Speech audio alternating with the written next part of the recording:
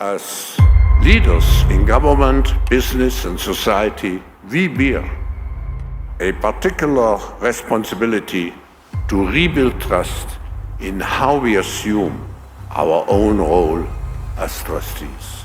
Hidden behind the lost attempt to rebuild trust for the Davos 2024 attendees' sugar-coated totalitarian strategy for world domination is a panicked roach nest of sociopaths partaking in treason, drugs, high-end prostitutes, and delusions of grandeur. Are you worried that if all the details come out about the Epstein trial, that your boss might get into legal trouble like Prince Andrew did or some of the others on the list? It must have been bad for Melinda to divorce him over Epstein. I mean, that's what Melinda Gates said, because he wouldn't stop visiting Epstein. He was evil personified. I had nightmares about it afterwards. I mean, how can you work for a guy like that? Treason, not trust, seemed to be the actual theme at this year's Davos. We are on the way to a new order, so we are between orders. What are we able to keep on the positive side from the old order to bring into a new world order? At the heart of it will be many of the core principles and core institutions of the existing order. It's absolutely critical that we accelerate. I don't want this, obviously, but if you wound up with a different president who was opposed to climate crisis, I got news for you. No one politician anywhere in the world can undo what is happening now. The marketplace is doing this. Many of these so-called righteous saviors of humanity chose to stick their nose up at the thought of addressing the peasants when confronted by journalists asking basic questions. I want to ask about McKinsey and those huge contracts you guys got from the Canadian government after meeting with Chrystia Freeland.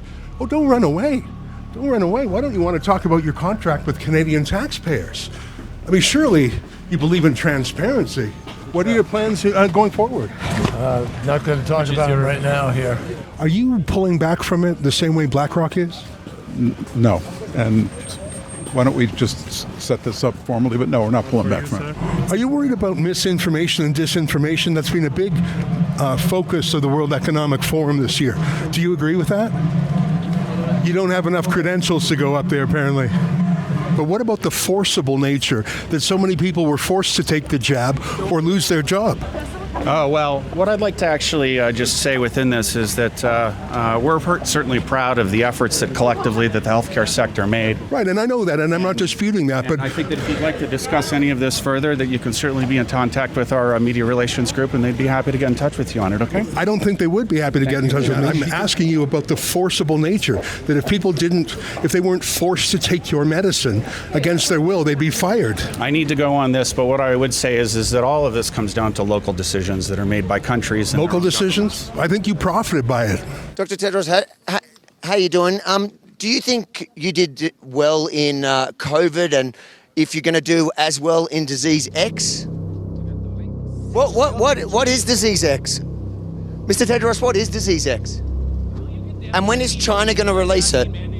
The number one issue that Klaus Schwab says is the goal for the WEF is to combat misinformation and disinformation. Is that important to Meta? I'm heading to my booth. This is not an interview. How come Facebook is censoring the internet? Is it your plan to interfere with the 2024 election? Sorry, cannot hear to the press. The Davos attendees of 2024 need to calm the down. The overselling of an imminent nightmare future is really pissing huge populations of Team Humanity off. What's to stop the hundreds of millions of us from holding a confab of our own aimed at arresting these proponents of a genocidal New World Order?